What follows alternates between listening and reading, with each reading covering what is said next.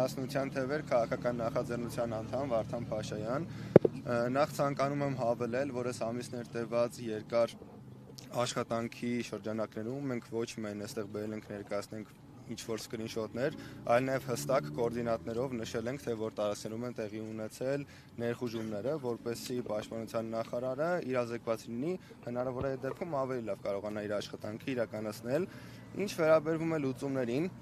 ցանկանում եմ նշել նախ եւ առաջ, որ խաղաղությունը հնարավոր է միայն, եթե մենք հզոր լինենք, եթե մենք ուժեղ լինենք, մեր բանակը լինի մարտունակ եւ ապահովված լինի ռազմական բալանսը։ Եվ այդ պատճառով մենք գտնում ենք, որ առաջին քայլը, որ պիտի արվի, դա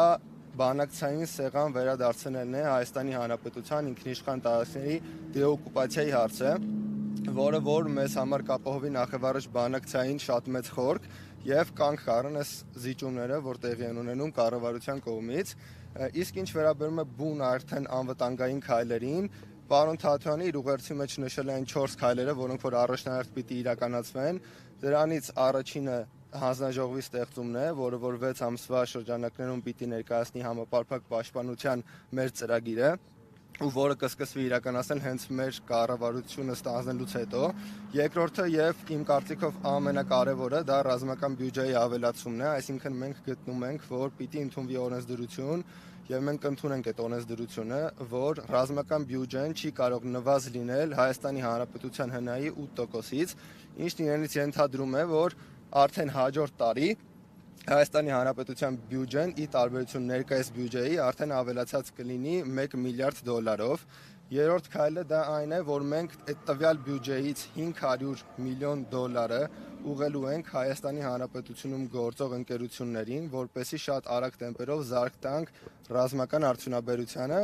եւ չորրորդը արդեն 44 օրյա պատերազմի ազգային ժողովի կողմից այդ զեկույցի հրապարակումն է, որը որ արդեն կհեշտացնի պատասխանատվության ենթարկելու գործընթացը, որպեսզի մենք ինքներս հասկանանք, թե ինչ սխալներ ենք թույլ տվել ու հետագայում դրանք չկրկնենք։ Վարդան, դուք ասացիք, մենք չենք բերել սկրինշոթեր զուտ հանձնենք ՊՆ, այլ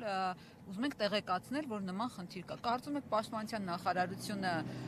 այդքան անադեկվատ է, որ ընդհանրապես տեղյակ չի իր տարածքում ինչա կատարվում, այսինքն դուք եկել եք զուտ նոր տեղեկացնել, կարծում եք ՊՆ-ն ընդհանրապես չի վերահսկում այդ տարածքներ, չի նայում ինչա կատարվում եւ ձեզանից պիտի իմանա։ Ինչպես գործընկերս նշեց, տեսեք, պաշտպանության նախարարությունն ասելով մենք չենք հասկանում միայն պաշտպանության նախարարին։ Բնականաբար քաղաքական ղեկավարությունը տեղյակ է այդ առաջխաղացումներից։ Մեր նպատակը այստեղ ոչ թե հենց պաշտպանության նախարարին կամ Նիկոլ Փաշինյանին սրա մասին տեղեկացնելն է, այլ մեր լայն հանրությանը, որպեսզի նրանք տեղյակ լինեն, որ հասարակությունը ամեն անգամ այս հին նույն խոսույթը, որ խաղաղությունը զոհ չունենք սահմանին, այս ամենը սուտ է, այսինքն ամեն անգամ մենք մաս առ մաս մեր երկիրը հանձնում ենք ու արդեն հնարավոր է, որ մոտ ժամանակներս նրանք գան ու վերահսկողություն հաստատեն հենց օրինակ Երևանի մատուցներում։ Խնդիրը հենց սրանում է, ոչ թե նրանց անտեղյակ լինելը։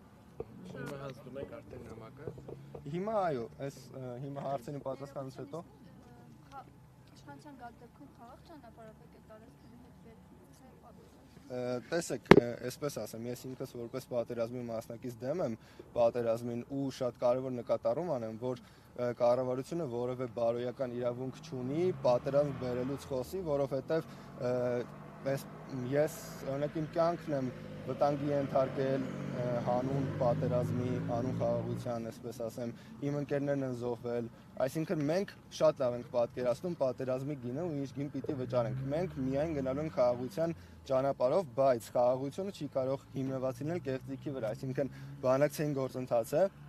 պիտի հիմնված լինի բացառապես փաստերի վրա, եթե իհարկե մենք ցանկանում ենք արժանապատիվ ու երկարատև խաղաղություն, ոչ թե ժամանակավոր ինչ-որ շղարշ նախընտրական այդպես քարոզարշավ իրականացնելու համար։ Շնորհակալություն։